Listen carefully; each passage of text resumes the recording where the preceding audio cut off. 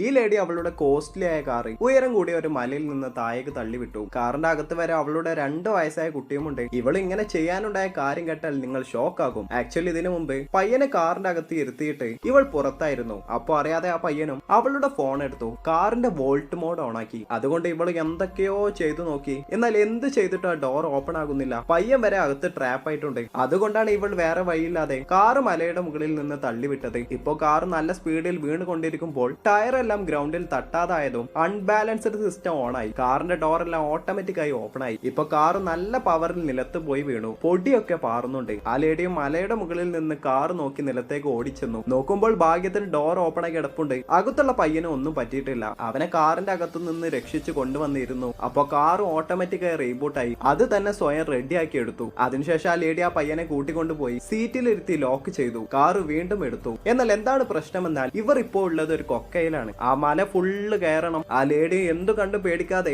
Gear ഇട്ടു. Car ഭയങ്കര സ്പീഡിൽ ആക്സിലേറ്റർ കൊടുത്തു വന്നു. ഒരു ബൈക്ക് മുകളിലെത്തി.